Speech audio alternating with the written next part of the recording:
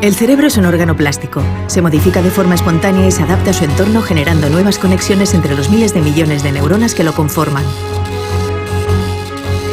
Roberto Colom, catedrático de Psicología de la Universidad Autónoma de Madrid, y María Ángeles Quiroga, profesora de Psicología de la Universidad Complutense de Madrid, han llevado a cabo un estudio pionero para entender de qué forma se producen estos cambios. En concreto, han mostrado que resolver los rompecabezas de la serie del profesor Layton parece fortalecer al cerebro, preparándolo para la actividad cognitiva. En su estudio, un grupo de jóvenes voluntarias jugaron con el videojuego un total de 16 horas durante un mes, en condiciones de laboratorio. Gracias al análisis por resonancia magnética, observaron cómo había cambiado el volumen de la materia gris de las voluntarias, indicador de que aumentaba la potencia del cerebro para procesar información. También observaron una mejora en la integridad de la sustancia blanca, lo que facilita la coordinación de distintas regiones. Por último, vieron que había incrementado la conectividad en reposo de una red que mejora la preparación para la actividad intelectual. En concreto, las áreas que habían mejorado después del mes en que habían jugado eran las relacionadas con la comprensión verbal, el procesamiento visual y espacial, la percepción visual, la orientación topográfica, la planificación y el razonamiento.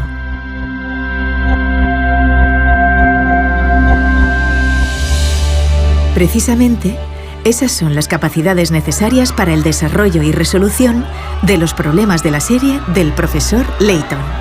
En este programa se indagará en el uso de la inteligencia en profesor Layton. Se expondrán también los efectos de jugar a profesor Layton en la plasticidad del cerebro, así como las características del videojuego que inciden en la plasticidad del órgano más sofisticado de la evolución. Se abordará además una de las claves neurológicas de la inspiración en la resolución de problemas. Y veremos cómo los videojuegos están ayudando ya en el aprendizaje de múltiples disciplinas.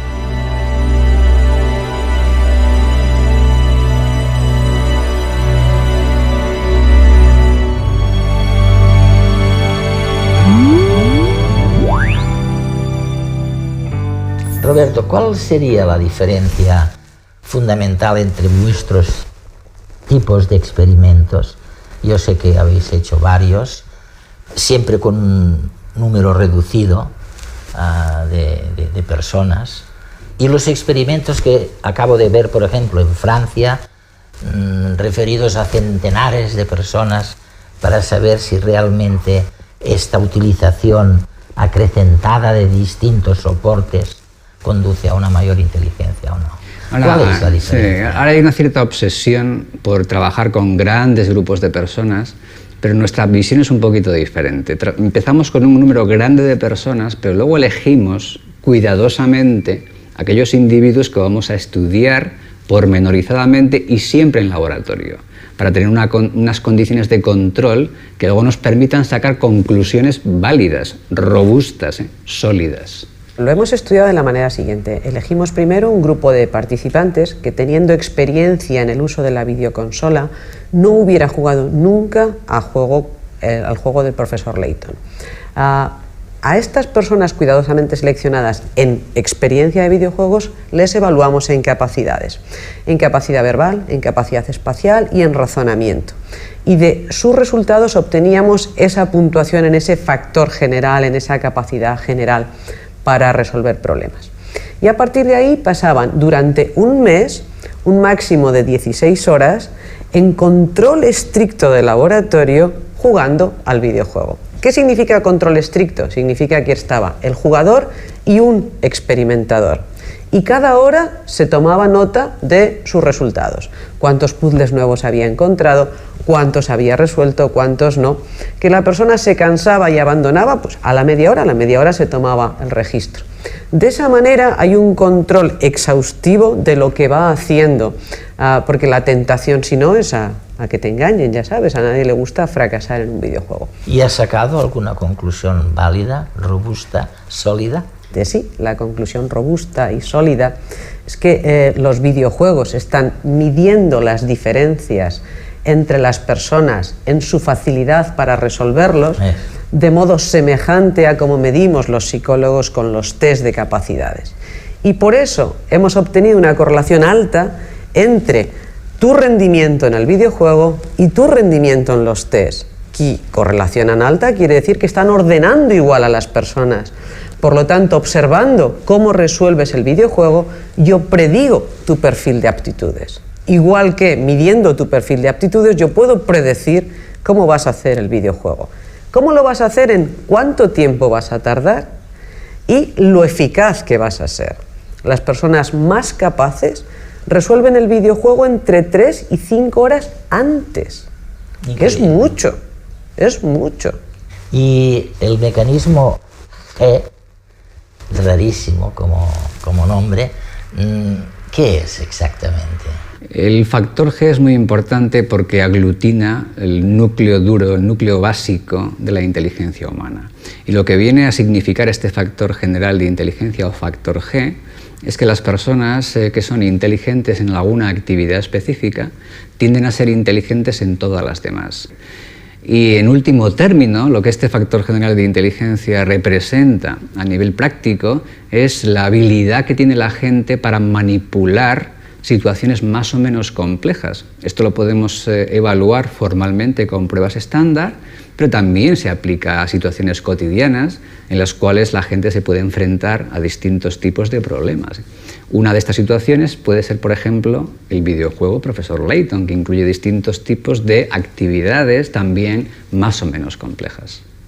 ¿Y eso tiene, María Ángeles, algo que ver con el profesor Layton y su sistema de perfeccionamiento de los videojuegos para efectivamente poder controlar mejor la inteligencia? Interesante pregunta. Lo que te planteas es si profesor Layton requiere de tu inteligencia, y la respuesta es sí, claro, para que puedas resolver el juego, que tiene una estructura de novela de misterio, que tú quieres llegar al final, quieres saber qué pasa, tienes que ir resolviendo puzzles, y ellos requieren de tu inteligencia. Es el profesor Layton.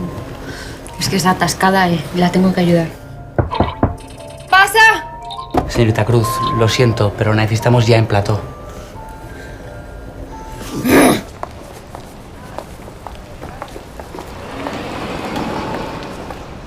Okay, fix this up. Roseanne. Scene 103, take 4. And action!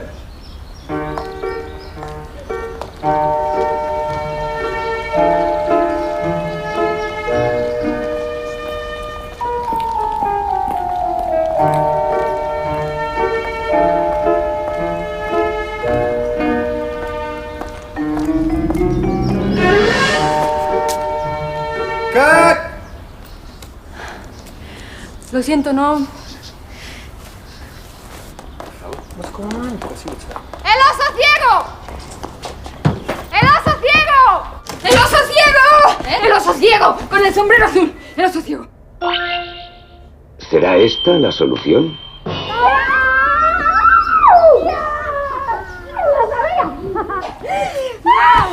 ¡Me tengo que ir a rodar! ¡Lo sabía! ¿No te ha ocurrido nunca que tu inspiración, tus mejores ideas, han llegado en el momento menos pensado? Muchas veces, cuanto más te empeñas en encontrar la solución a algo, más te atascas.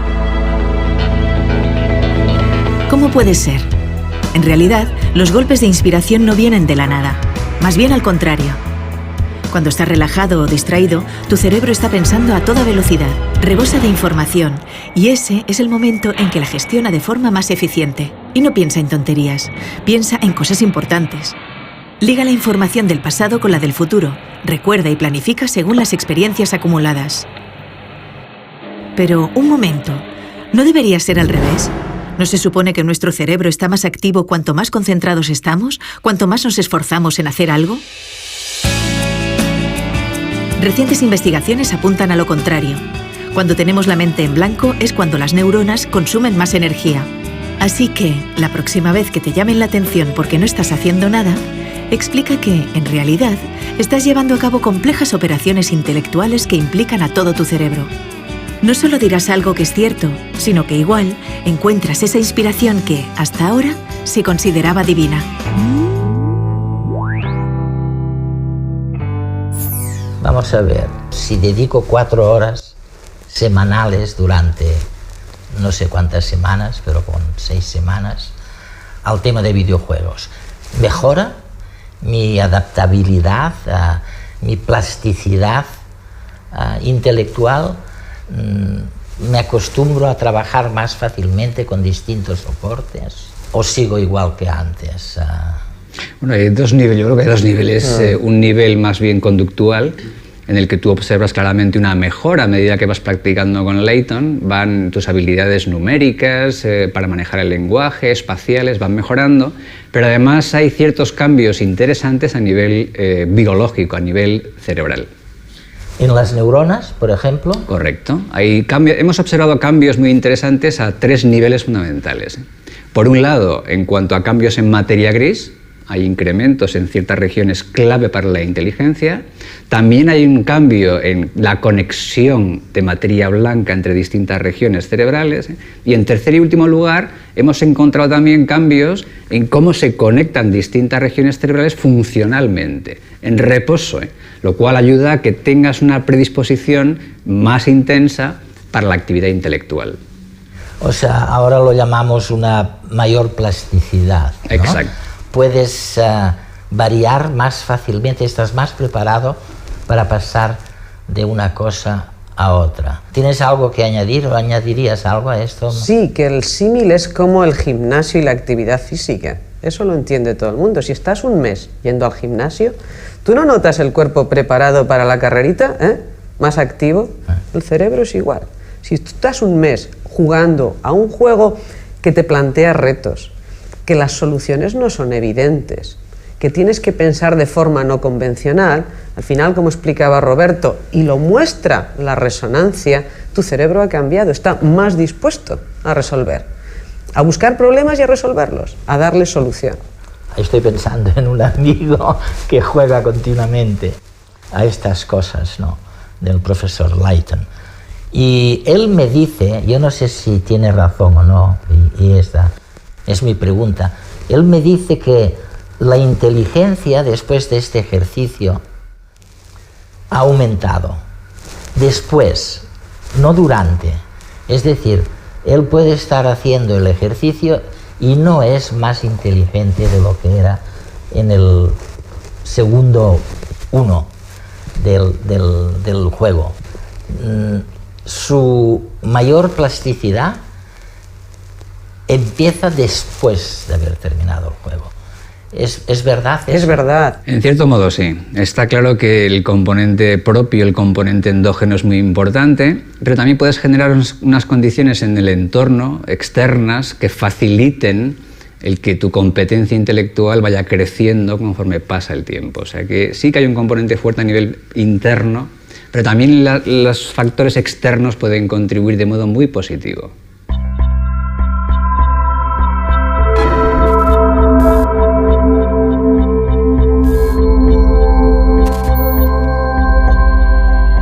Las neuronas son como las ramas de los árboles. Se expanden y crean una red única para cada uno de nosotros. Es el conectoma. Lo que sentimos, recordamos e imaginamos, nuestra identidad, descansa sobre él. El conectoma se modifica incorporando nuevas experiencias constantemente. Cambia con lo que vivimos. A esto se le llama desarrollo. El mundo exterior, el entorno que nos rodea, sirve de alimento a nuestra red mental. ¿Qué pasaría si pudiéramos rediseñarlo a medida para que fuera lo más eficaz posible? Imagina que tu mundo está configurado para que le saques el máximo provecho. Que lo que haces se convierte en un juego donde se te exigen retos. No tan fáciles como para que te aburran, ni tan difíciles como para que te agobies. Un juego con recompensas y premios, hecho a medida para estimularte, para que saques lo mejor de ti y, sobre todo, lo pases bien.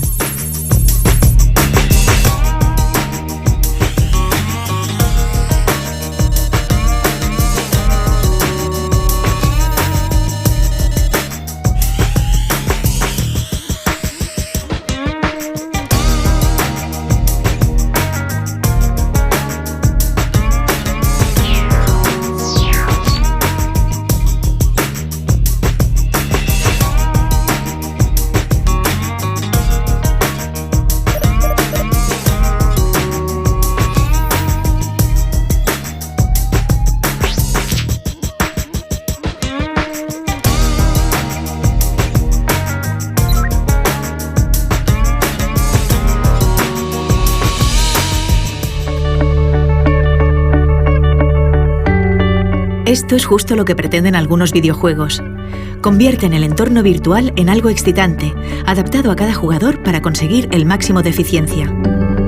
Y, en consecuencia, permiten enriquecer nuestra mente, nuestras capacidades, mientras jugamos. No es nada nuevo, lo hemos hecho siempre. A menudo hemos crecido, hemos aprendido mientras jugábamos. Es la manera que tenemos los animales de descubrir el mundo que nos rodea, y los videojuegos pueden potenciar ese proceso. Al fin y al cabo, el mundo virtual de los videojuegos no dista tanto del mundo en el que vivimos. Además, en muchas ocasiones, el cerebro no distingue entre lo real y lo virtual. Nuestra inteligencia y la de las máquinas confluyen en el entorno del videojuego, que convierte esa interacción en un motor de cambio enorme a nivel social.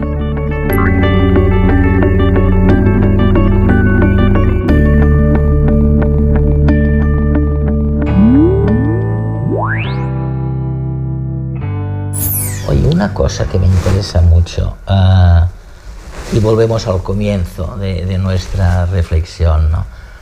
¿Hasta qué punto el conocer mejor lo que ocurre dentro de nuestro cerebro cuando estás haciendo un videojuego, por ejemplo, hasta qué punto podemos o nos abre perspectivas de poder controlar mejor nuestra inteligencia? Si después de seleccionar videojuegos como profesor Layton y sus distintos niveles, mis capacidades, mis procesos cognitivos han emprendido algún tipo de reorganización. Mi respuesta es sí, han emprendido algún tipo de reorganización, pero lo interesante es entender por qué, de tal manera que veas cómo otras actividades de la vida cotidiana lo hacen igual. Profesor Layton es como una novela. Es una novela que tú vas leyendo capítulos y tú quieres saber qué pasa.